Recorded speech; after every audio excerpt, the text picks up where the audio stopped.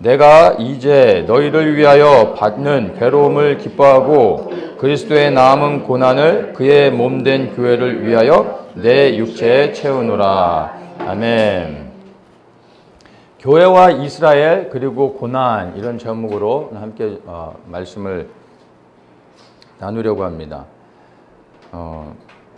마지막 때를 살아가는 우리 그리스도인들에게 정리해야 될 단어들이 여러 가지가 있는데, 그 중에 하나가 고난일 것입니다.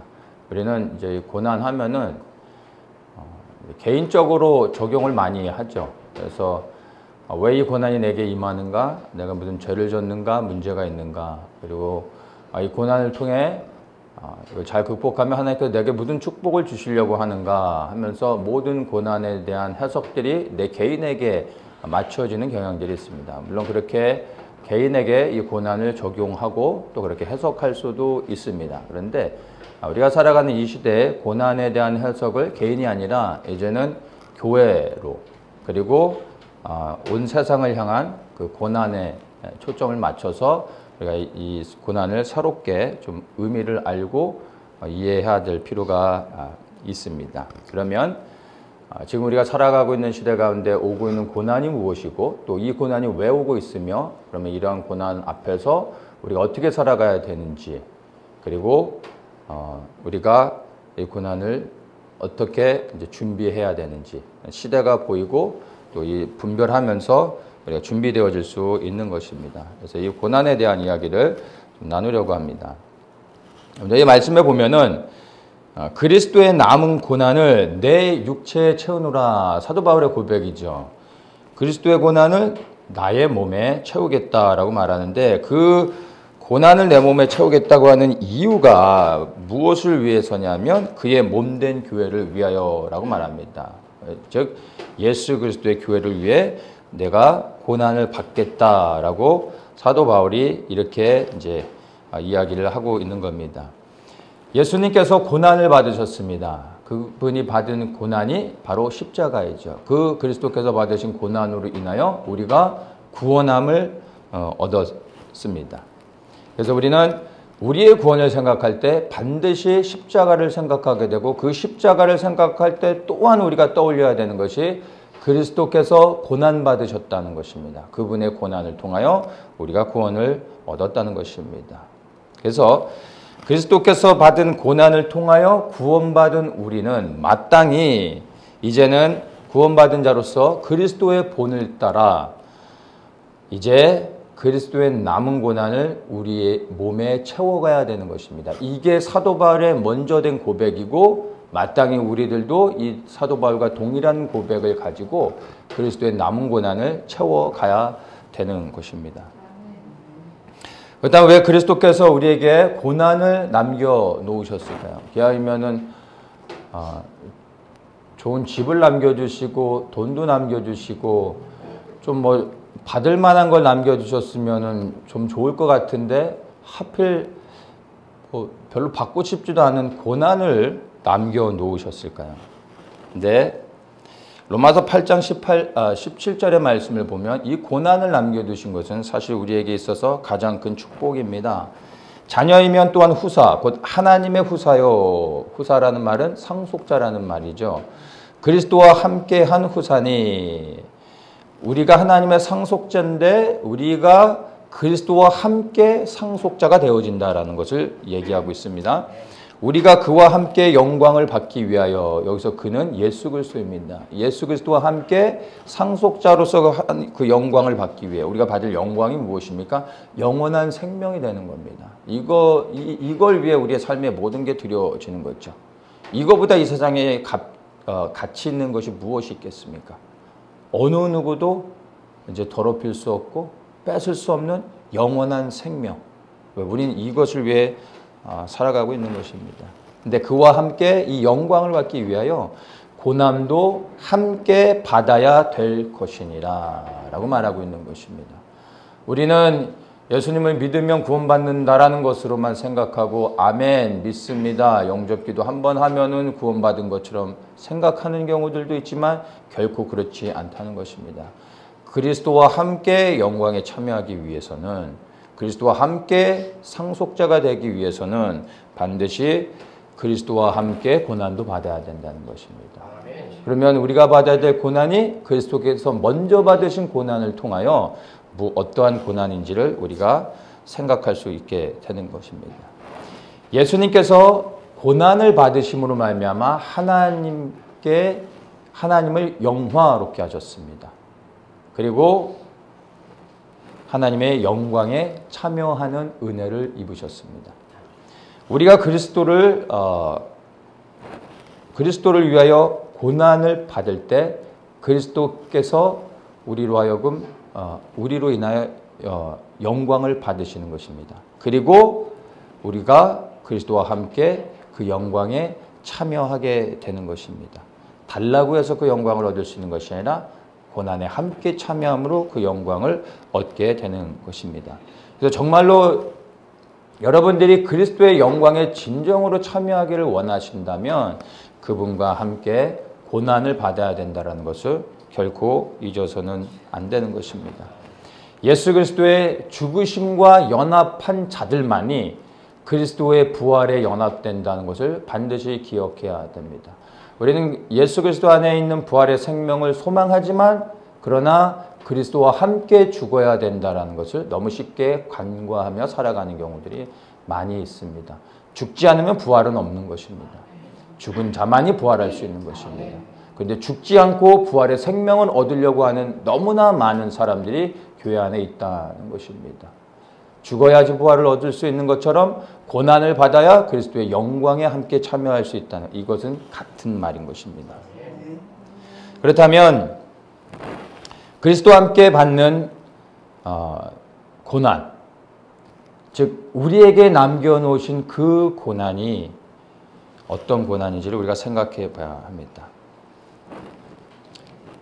그리스도께서 우리를 위하여 우리를 영광스럽게 하기 위하여 우리에게 영원한 생명을 주기 위하여 그분께서 고난을 남겨놓으신 겁니다. 바울은 이것을 발견했고 기꺼이 그리스도의 남은 고난을 내 몸에 채우기를 고백했다는 것입니다. 이 고백이 우리의 고백이 되어야 할 것입니다. 그렇다면 마지막 때 우리가 그리스도를 위하여 받을 고난이 무엇인지 곰곰이 생각해 볼 필요가 있습니다. 네, 여러 가지가 있겠지만 제가 교회와 이스라엘 안에서 오늘 그 답을 함께 찾아보려고 합니다. 먼저 초대교회를 보면 오순절 성령 강림을 통하여 예루살렘 교회가 탄생이 되어졌습니다. 그리고 그 성령의 강림의 역사를 통하여서 이 교회 안에 놀라운 축복과 번영, 부흥이 있었습니다. 그래서 사도들을 중심으로 해서 예루살렘 교회가 엄청나게 성장하면서 날마다 구원 얻는 사람들이 늘어났습니다.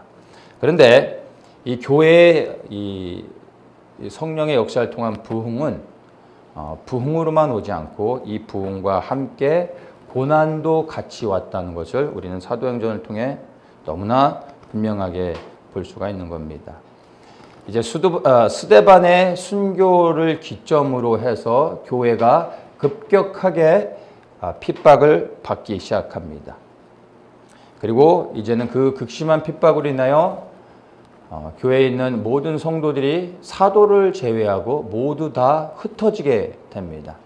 여기서 흩어졌다라는 말을 우리가 잘 이해해야 되는데 여기서 흩어졌다라는 것은 그들이 고난을 피해 살기 위해 도망갔다라는 말이 아니라 그들이 믿는 예수 그리스도 이 믿음을 지키기 위해 그들이 흩어진 것입니다.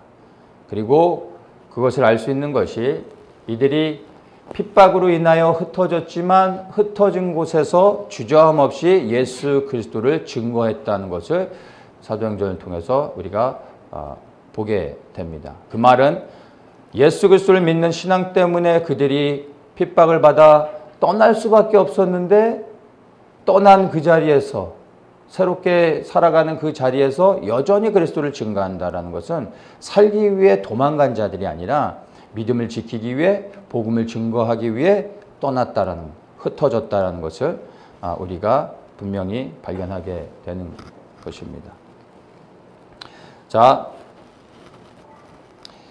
이렇게 해서 점점점 복음을 증거하는 일들이 예루살렘을 이제 떠나 유대와 사마리아 지경으로 점점 확대되다가 이제는 그 사마리아를 넘어, 즉 이스라엘의 경계를 넘어 이방인의 지역까지 믿는 그리스도인들, 여기서 믿는 그리스도인들이라 하면 유대인들을 말하는 겁니다.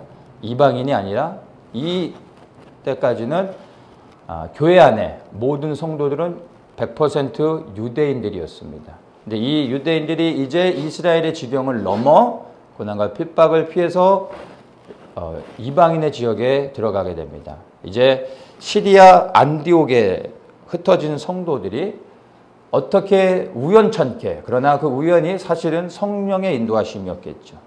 시리아에 있는 안디옥에서 몇몇 이방인에게 복음을 전하게 됐는데 이 이방인들이 유대인이 믿는 예수 그리스도를 영접하게 된 겁니다. 그리고 그 수가 날마다 더해지게 됩니다.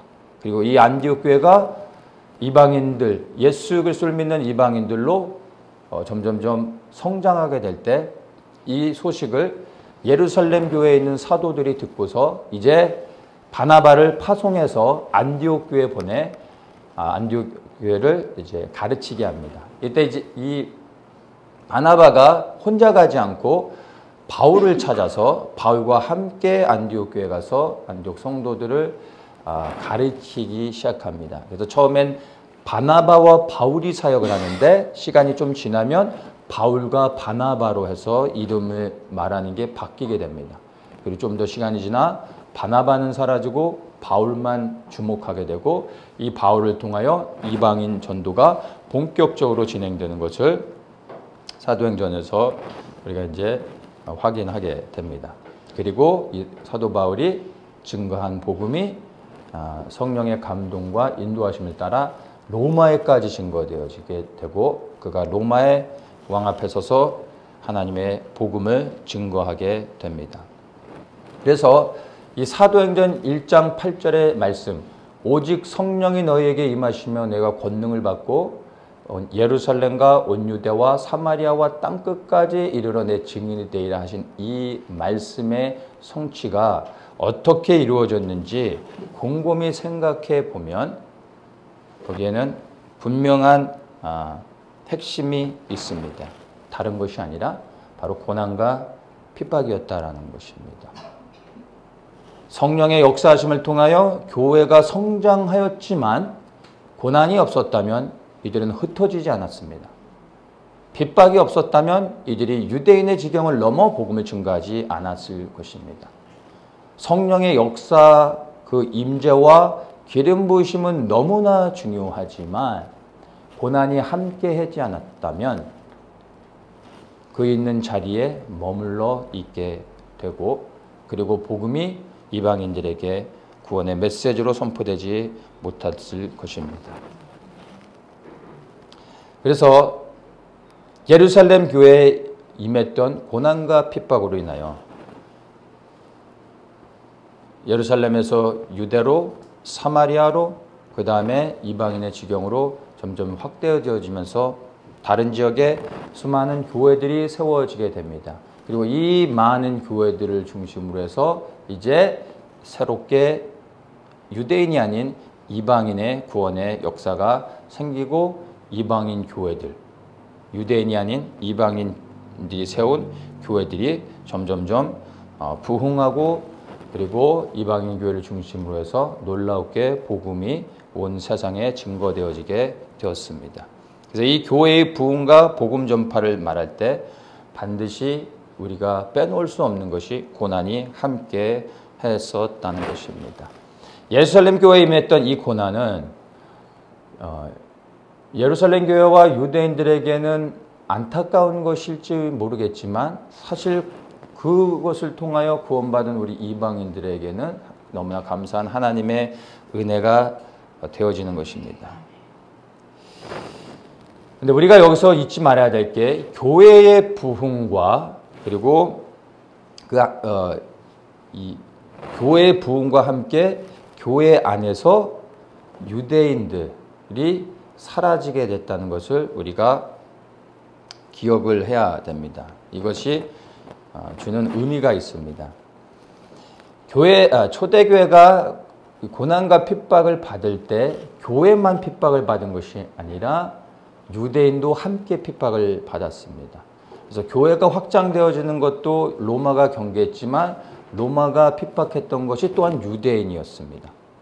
그래서 유대인은 유대인대로 교회는 교회대로 핍박을 받았는데 교회 안에 있는 유대인에게는요, 이 핍박이 가중이 되어지는 겁니다. 2배가 되어지는 것이었습니다.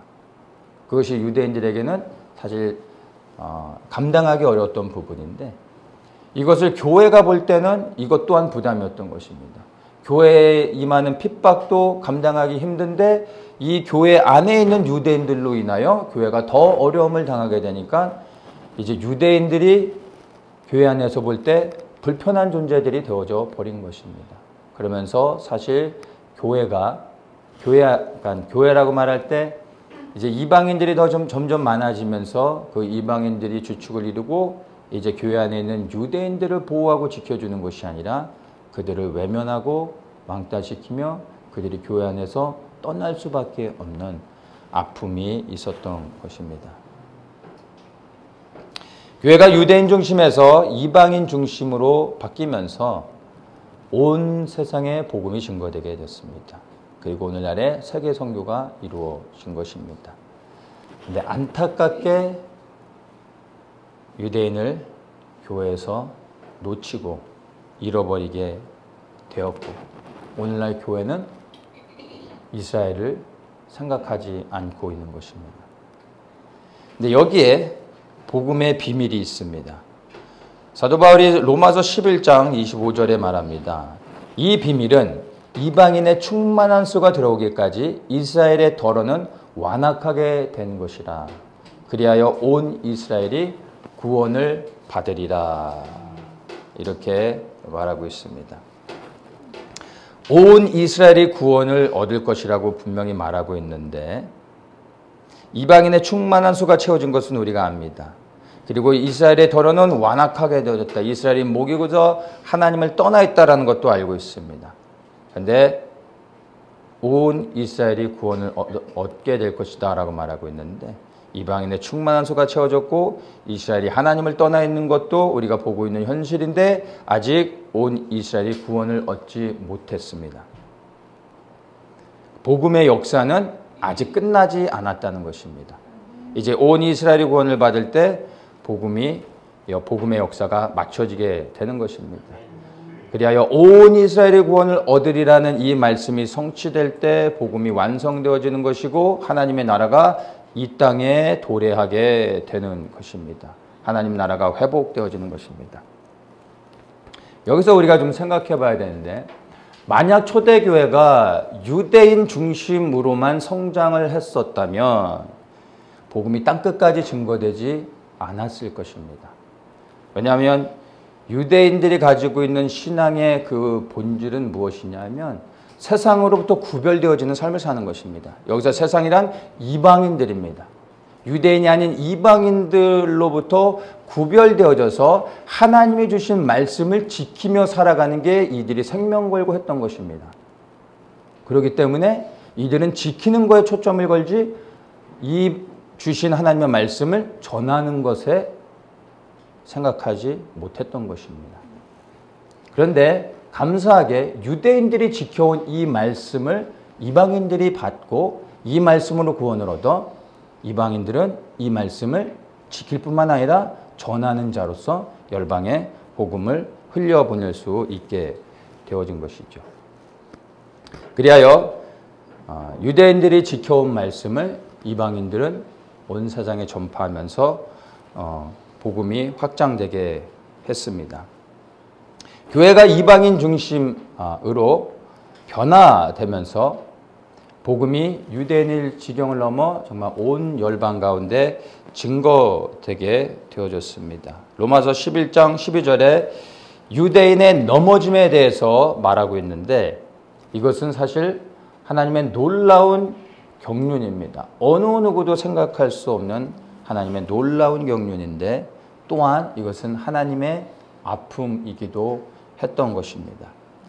하나님께서 우리를 구원하기 위해서 독생자 예수 그리스도를 십자가에 내어주셨습니다.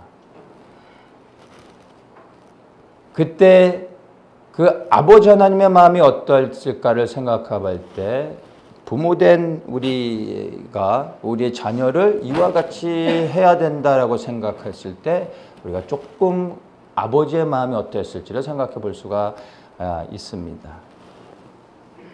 자, 하나님께서 우리를 구원하기 위해 독생자 예수 그리스도를 내어주셨습니다. 그리고 또한 하나님께서 이방인들을 구원하기 위해 하나님의 택한 사랑하는 장자, 하나님이 언약하신 그 하나님의 백성을 버릴 수밖에 없었던 것입니다. 이게 또한 하나님 아버지의 마음이었습니다. 그 마음이 어떠했을까를 생각해 볼 때 우리는 부담을 가질 수밖에 없는 겁니다. 그래서 넘어져 있는 유대인들을 보며 우리는 손가락질하고 하나님이 택한 백성인데도 불구하고 오만 방자여 저렇게 교만하여 하나님을 떠나 있다라고 손가락질해서는 안 되고 우리를 위하여 넘어지게 만들고 우리를 구원하기 위해 그들의 눈을 가릴 수밖에 없었던 아버지 하나님의 마음을 생각할 때 우리는 유대인을 품고 기도할 수밖에 없게 되는 겁니다. 그리고 하나님께 감사할 수밖에 없는 겁니다. 정말 우리는 구원받은 그리스도인들로서 예수님을 우리를 위해 내어주신 그 하나님의 사랑에 감사할 뿐만 아니라 또한 이방인의 구원을 위해 하나님의 택한 장자 이스라엘 하나님의 사랑이요 그리고 하나님의 정말 눈동자인 이스라엘을 잠시 잠깐 버릴 수밖에 없었던 그 아버지의 마음을 생각하고 우리가 또한 감사해야 되는 것입니다. 그래서 우리는 정말 이 예수님의 그 사랑과 은혜에도 감사해야 되겠지만 우리는 유대인을 보며 그들에게 감사하고 그들을 사랑하고 그들을 품고 예수 그리스도의 이름으로 그들을 축복해야 되는 겁니다.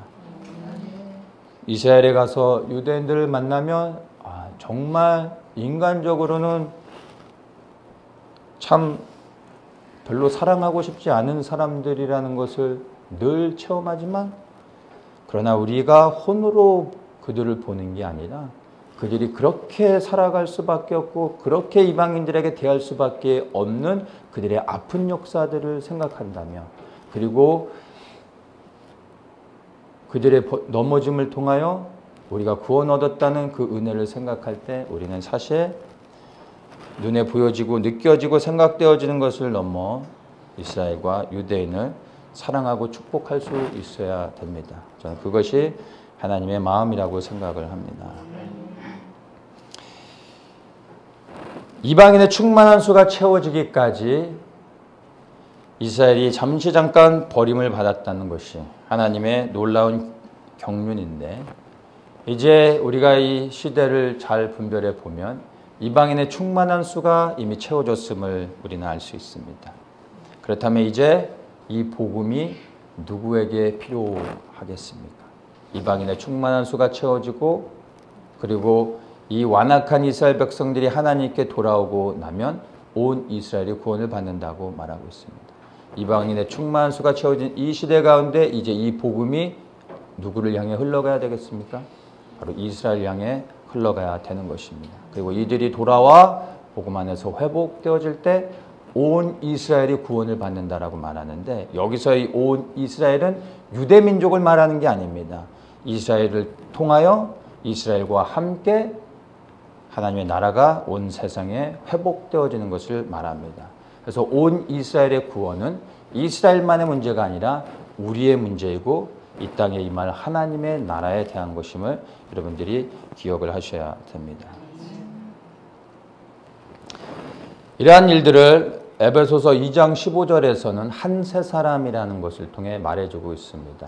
유대인과 이방인이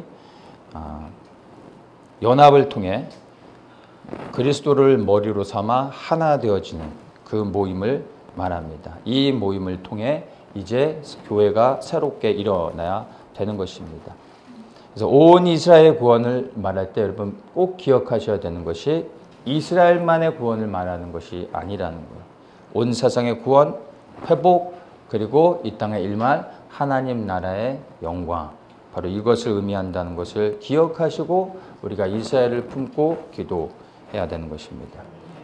그렇다면 교회가 유대인을 품고 이스라엘 향해서 이제 복음의 행진을 하기 위해서는 어떠한 일들이 일어나야 되겠습니까?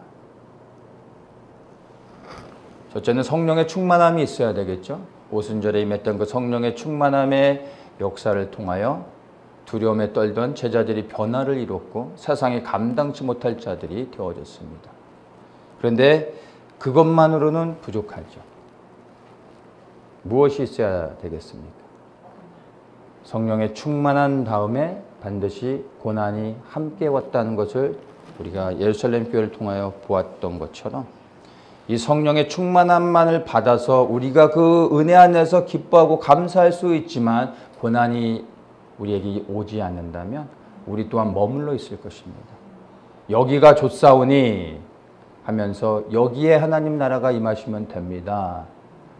라고 우리가 누리는 그 하나님의 사랑과 은혜와 그 임재 안에서 머물러 있으려고 할 것입니다. 그래서 고난이 와야 되는 겁니다. 그리고 고난이 우리를 하여금 흩어지게 하는 것입니다.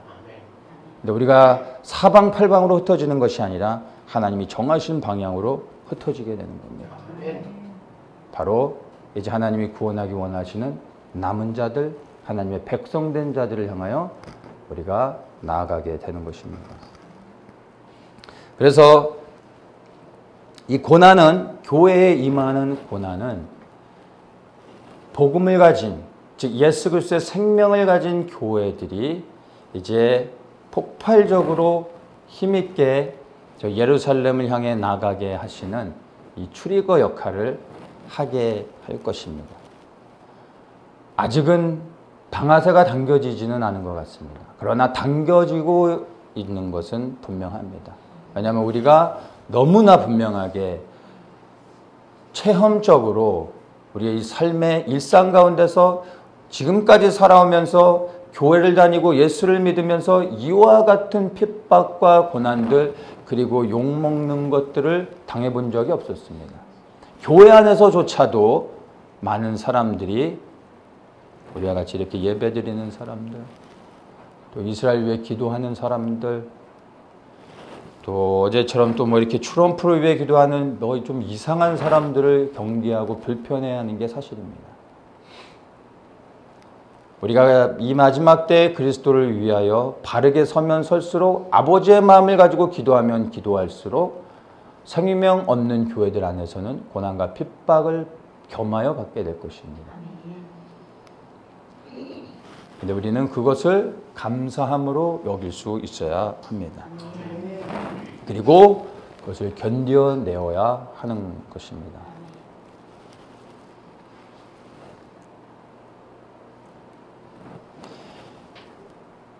신명기 11장 14절에 이렇게 말합니다. 여호와께서 너희 땅에 이른 비 늦은 비를 적당한 때에 내리시리니 너희가 곡식과 포도주와 기름을 얻을 것이요. 이른 비와 늦은 비에 대해서 이야기를 하고 있는데 이스라엘에서는 세 가지의 비의 종류가 있습니다. 첫째는 이른 비가 내립니다. 늦가을에 내리는 비인데 보리와 밀을 농사를 짓는데 가을에 파종을 합니다. 근데 이스라엘은 워낙에 사막이고 날씨가 건조하기 때문에 땅이 다 말라 있습니다. 이 늦가을에 파종을 해야 되는데 이른 비가 내리지 않으면, 비가 내려서 그 메말라 있는 땅을 적셔주지 않으면 땅을 갈아엎을 수가 없습니다. 그리고 파종을 할 수가 없습니다. 그래서 이른 비는 농사를 위해 너무나 중요한 것입니다. 이 이른 비의 역사가 오순절에 임했던 성령의 그 기름 부심과 충만이었던 것입니다. 이 이른 비의 역사가 시작되어졌습니다. 그리고 두 번째 비가 겨울비입니다. 이스라엘은 1년치의 비가 겨울에 1, 2주에 한 번에 내립니다. 그래서 비가 한 번 오면 와디라고 해서 그 빗물이 고여서 흘러내려가는 이제 수로같이 파져 있는 것들이 있는데 그 비가 내려서 그런 큰 와디 같은 경우에는 순식간에 물이 불어나 이렇게 흘러내려가는데 잘못하면 거기 있다가 물에 휩쓸려 죽습니다. 그 흘러내려가는 물살이 어마어마합니다. 근데 이 1년치의 물이 한순간에 내리고 그 물을 받다 저장했다가 계속해서 그 물을 사용하고 또 농사에 또 사용하게 됩니다. 오순절에 임했던 성령의 역사뿐만 아니라 그리고 그 이후로 성령님께서 교회 위에 임재하시며 교회 안에서 하나님의 뜻을 따라 순종하며 살아갈수록 인도해 주셨습니다. 그래서 오늘날의 교회 시대를 성령의 시대라고도 말하고 지금의 이 교회 시대가 끝나가고 있음을 우리는 지금의 시대의 흐름을 통해서 볼 수 있습니다. 그래서 이 겨울비의 역사를 우리가 지나가고 있는 겁니다. 마지막으로 있는 비가 이제 늦은 비입니다. 이 늦은 비는 봄이 끝나가는 시점에 내리는 비입니다. 이 늦은 비는 마지막 추수를 하기 전에 늦은 비가 내려줌으로 인하여 덜 익었던 이삭들이 이제 완전히 익게 되어집니다. 그래서 이 늦은 비가 내리지 않으면 한 해의 농사가 다 망하게 되는 겁니다. 그래서 이스라엘에서 농부들이 가장 절실하게 하나님께 구하는 것이 이른 비도 아니고 겨울비도 아니고 늦은 비인 것입니다. 이 늦은 비가 오지 않으면 모든 수고가 헛것이 되어지는 것입니다. 지금 우리가 이 늦은 비의 시즌에 살아가고 있습니다. 그리고 그 시즌이 열려가고 있는 것입니다. 이 늦은 비의 역사가 시작되어질 때 추수가 준비되어지는 것입니다.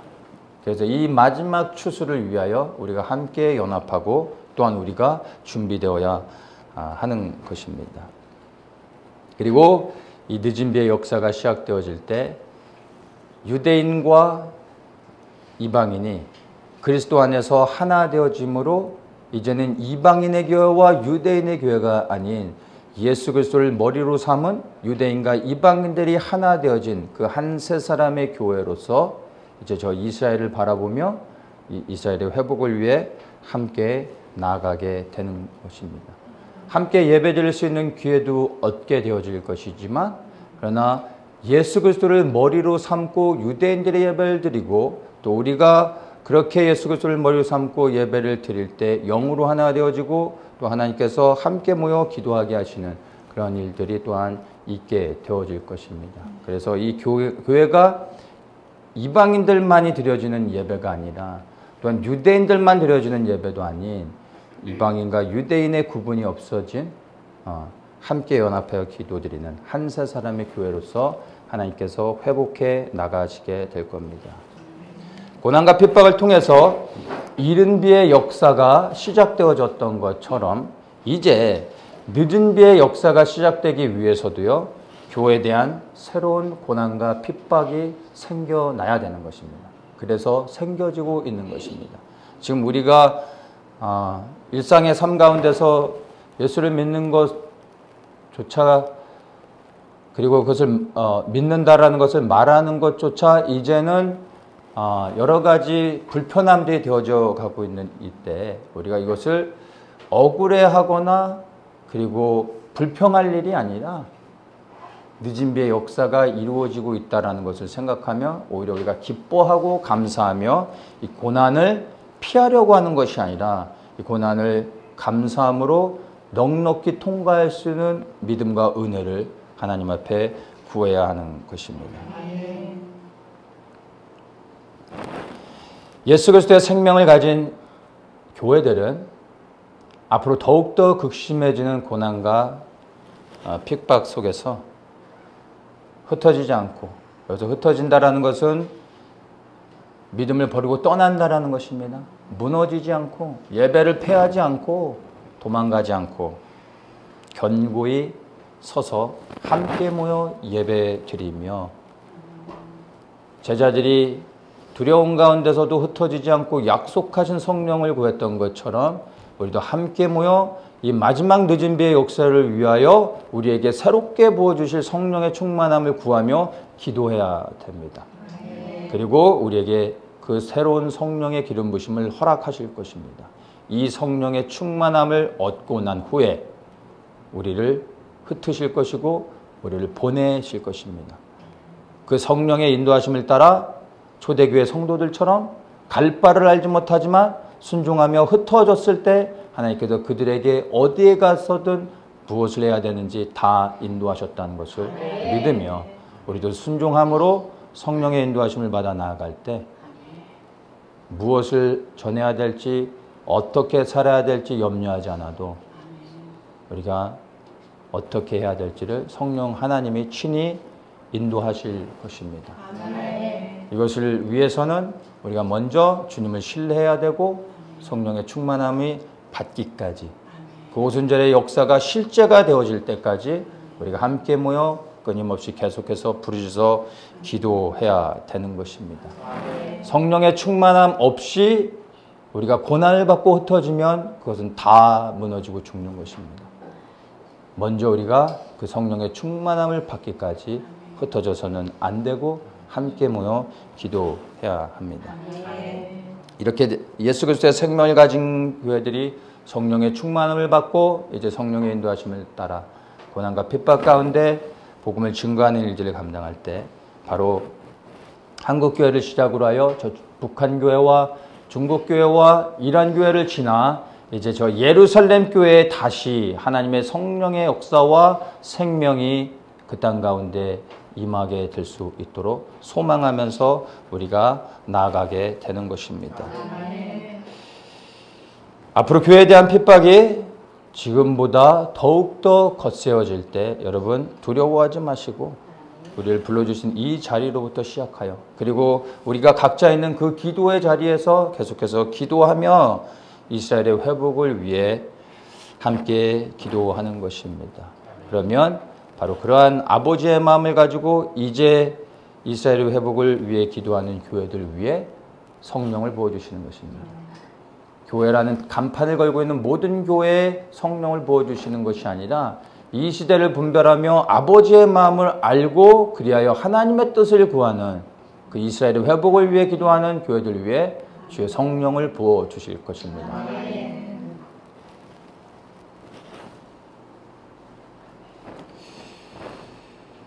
이제 정말로 우리는 교회 위에 마지막으로 임하게 될 늦은 비의 역사를 소망하면서 성령이 우리 안에 충만히 임하실 수 있도록 기다리고 또 기다리며 간절히 구해야 됩니다.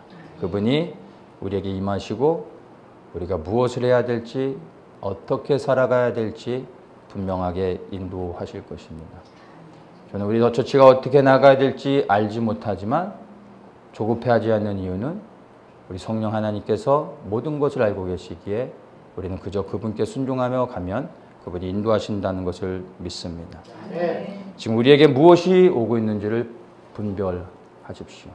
그리고 정말이라는 시대 가운데 우리가 무엇을 구해야 되는지 더욱 분별하십시오. 기도하겠습니다. 그리스도의 남은 고난을 우리 가운데 채우기 원합니다. 바울의 고백이 우리의 고백이 되기 원합니다. 그 고난이 우리 몸에 채워질 때 하나님의 뜻을 이루어 주시옵소서. 예수님의 이름으로 기도합니다.